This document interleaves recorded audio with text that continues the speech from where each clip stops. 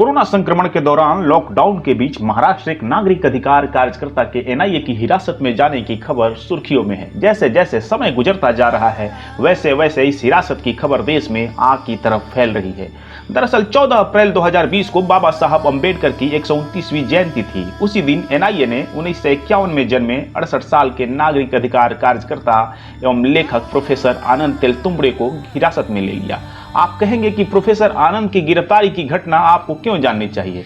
इसके लिए आपको थोड़ा फ्लैशबैक में जाकर ब्रिटिश ईस्ट इंडिया कंपनी की फौज के महार रेजिमेंट के इतिहास को जानना होगा।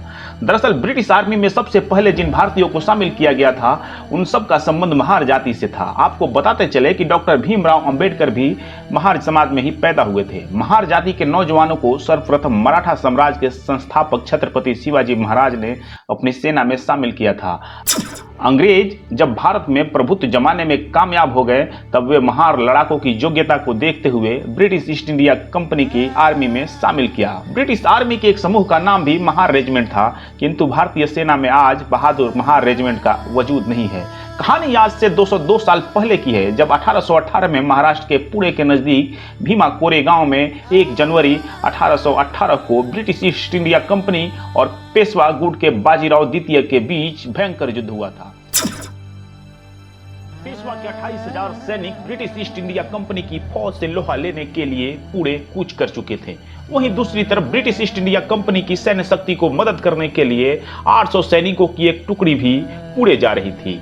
दोनों टुकड़ियों का रास्ते में आमना सामना हो गया। पेशवा बाजीराव ने कोरेगांव में तैनात इस कंपनी बल पर हमला करने के लिए लगभग 2000 सैनिक भेजे। ब्रिटिश ईस्ट इंडिया कंपनी के कप्तान फ्रांसिस के नेतृत्व में कंपनी के सैनिक लगभग 12 घंटे तक जोरदार मुकाबला करते रहे। भयंकर युद्ध के बीच पेशवा को भनक लगी कि ब्रिटिश ईस्ट इंडिया कंपनी की कोरेगांव में तैनात टुकड़ी की मदद के लिए जनरल जोसेफ की अगुवाई में एक ब्रिटिश सेना आ रही है। मजबूरन पेशवा बाजीराव ने अपनी टुकड़ी को पीछे हटने का आदेश दिया। इस लड़ाई को पेशवा की हार के रूप में इतिहास याद करता है। महाराष्ट्र की राजनीति में इसे सामान्यतः चित्पावन ब्राह्मणों के ऊपर अछूत महारों की जीत के रूप में याद किया जाता है। चूंकि कंपनी के 800 सैनिकों में करीब 500 महार सैनिक शामिल थे और यही कारण है कि महारों के वंशज इस युद्ध को अपने इतिहास का गौरवशाली दिवस मानते हैं। जी हाँ, पेशवा बाजीराव द्वितीय जाति से चित्पावन ब्राह्मण शासक को महारों अर्थात तब के अछूतों की सेना की हाथों हार का सामना करना पड़ा। इस युद्ध में ब्रिटिश ईस्ट इंडिया कंपनी के 49 महार सैनिक वीर गति को प्राप्त हुए थे, जिनकी याद में हर साल भीमा कोरेगांव में 1 जनवरी को जलसा का आयोजन किया जाता है। कोरेगांव के मैदान में जिन महार सैनिकों ने लड़ते हुए वीर गति प्राप्त की, उनके सम्मान में सन 1822 ईस्वी में भीमा नदी के किनारे काले पत्थरों के विजय स्तंभ का निर्माण किया गया, जिन पर महार सैनिकों के नाम खुदवाए गए हैं। माना जाता है कि इस लड़ाई के बाद भारत में ब्रिटिश ईस्ट इंडिया कंपनी के लिए लगभग सभी मजबूत चुनौतियां खत्म हो गई थी। यह सिर्फ अंग्रेजों और पेशवा के बीच की लड़ाइयां नहीं थी, बल्कि ब्राह्मणों और महारों के बीच की लड़ाई भी थी। 1927 में डॉक्टर अंबेडकर ने भी भीमा कोरेगांव विजय स्तंभ पहुंचकर महार सैनिकों को श्रद्धांजलि दिया था। अब इसकी लोकप्रियता का आलम यह है कि प्रत्येक साल होने वाले इस आयोजन में लाखों की भीड़ उमड़ती है। यह आयोजन एक तरह से दलित विमर्श का केंद्र बन गया है। साल 2017 के दिसंबर में भीमा कोरेगांव युद्ध के 200वीं वर्षगांठ के मौके पर 4 दिवसीय यलगार परिषद का आयोजन हुआ था। इस जलसे में आए लोग जब अपने घरों को लौट रहे थे तब एक भीड़ ने उनके ऊपर हमला किया।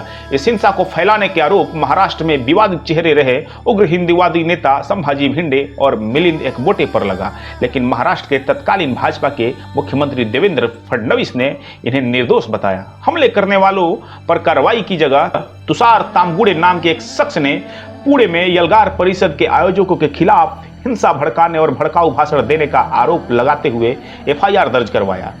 पुलिस ने इस मामले में तेजी से कार्रवाई करते हुए कई गिरफ्तारियां की, जिनमें सुधा भारद्वाज, सोमा सेन, रोना विल्सन समेत कई सामाजिक कार्यकर्ताओं की गिरफ्तारियां हुई। इस केस के बाद पुणे पुलिस ने साजिश का एक पत्र मिलने का दावा करते हुए कहा कि यलगार परिषद द्वारा भारत के प्रधानमंत्री की हत्या की साजिश की गई थी। फिर मामले के अत्यंत संवेदनशील व उच्च स्तरीय होने की वजह से व्यापक छानबीन के नाम पर माओवादी संपर्कों एवं तथाकथित अर्बन नक्सल की धरपकड़ तेज हो गई।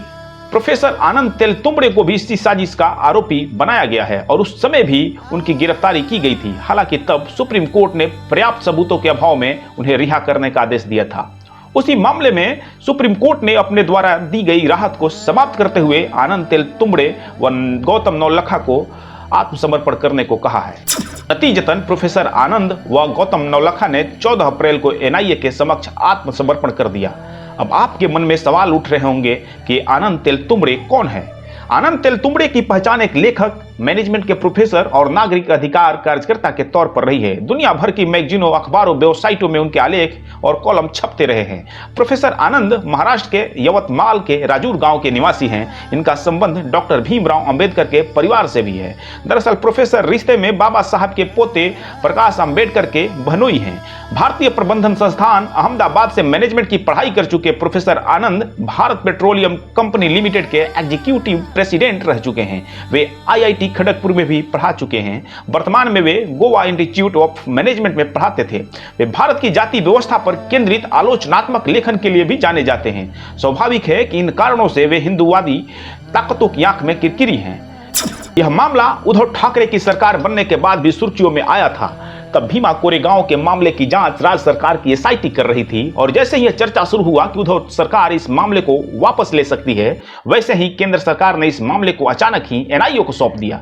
हिरासत में जाने से पहले प्रोफेसर आनंद तेलतुंबड़े ने देशवासियों के नाम एक चिट्ठी लिखी, जिसमें उन्होंने लिखा, बड़े पैमाने पर उन्माद को बढ़ावा मिल रहा है। शब्दों के अर्थ बदल दिए गए हैं। जहां राष्ट्र के विध्वंसक देशभक्त बन जाते हैं और लोगों की निस्वार्थ सेवा करने वाले देशद्रोही हो जाते हैं। जैसा कि मैं देख रहा हूं, मेरा भारत बर्बाद हो रहा है। मैं आपको इस तरह के डरावने क्षण में एक उम्मीद के साथ लिख रहा हूं। खैर, मैं एनआईए की हिरासत में जाने वाला हूं। मुझे नहीं पता मैं आपसे वापस कब बात कर पाऊंगा। हालांकि मुझे उम्मीद है कि आप अपनी बारी आने से पहले बोलेंगे।